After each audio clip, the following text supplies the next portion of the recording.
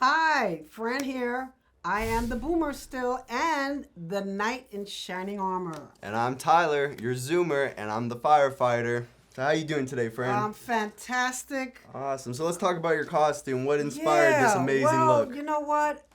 Believe it or not, seriously, I feel like a knight in shining armor many times. Yeah, you look like one too. Because when we do these transactions, they are kind of spooky. Oh, yeah. And very challenging. Definitely. And it takes a knight in shining armor to go through it all and, direct people in the direction they're supposed to go in. Not everyone listens, but most do, and that's how we close escrow. So I made a comparison of a knight in shining armor and a real estate agent because we both provide a service. Well, they save your life, but so do I. So one of the things is a knight in shining armor it's a fictional historical character. It's known for bravery and valor. And I believe that this business brings out the courageousness, the bravery, if that's a word, because we do so much. It's so beyond just putting a house on the market and waiting for it to sell. We have to negotiate the deals. We have to help the clients. We have to, of course, keep their best interests up, on top of everything else. A knight in shining armor is responsible for defending their kingdom. And that's what we also do. We provide the property evaluation, the market analysis, the marketing of the listing, negotiating the deal. I mean, there's so many different components to make it go smoothly and to close escrow.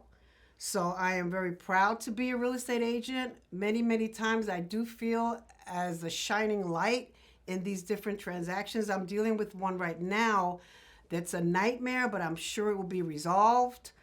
This woman bought this home cash 10 years ago. She was single. Then she got married. They got divorced. And now he's trying to claim some of the proceeds from the sale of the house. So she goes back to court on Friday, so we'll see what happens. But those are the kind of scenarios that, we go through, and we have to walk people through it, and hopefully at the end, there's the rainbow. What about you, Tyler? I'm sure you've been through a lot. Yeah, so I'm dressed as a firefighter, if you guys couldn't tell, because similar to Fran, I feel like firefighters help put out all the fires and stuff in the world, and similar to real estate, we're kind of doing the same thing, you know what I mean? We're tackling all these little fires in order to, make sure everything runs smoothly. And so, yeah, thanks for that nice little information. I appreciated all that backstory on the Knights. Yeah, so I would say one of my spookiest transactions, since that's kind of our theme for this episode, if you couldn't tell, would be my first transaction, actually, back in Lucerne Valley. We started off, I joined another agent on the transaction, and it went well. The house was, first time we walked in, it was kind of a mess. We needed to just completely clean it out and everything like that. So we took care of that. We got everything cleaned, and then we drained the pool because it was just filthy. I'm talking dead animals, just green, not what you want to buy. So we made the decision to drain it out, clean it up, and fill it back up and maintain it, which the sellers were actually out of state, so it was up to me and the other agent to regulate the pool the whole time, make sure it's up to standard, which you won't find a lot of real estate agents that are willing to do that for you. So we finally listed the house, and we got a lot of showings, we got a lot of phone calls, but no offers. So about maybe a month in, we finally got an offer, and it was a full price, full asking price offer. Awesome. So we accepted, and we started to go from there. And, everything was going smoothly throughout the escrow until we ran into the septic. Septic. So Fran, do you have a lot of experience with the septic? Not a lot, but when I hear septic, I kind of cringe because I know the implications and what could happen. And unfortunately, you had two. So yeah, I was under the impression that, septics are it's a standard thing. If they're not working, then you just get them fixed, you get them replaced, and everything goes accordingly. So we went to go do that process.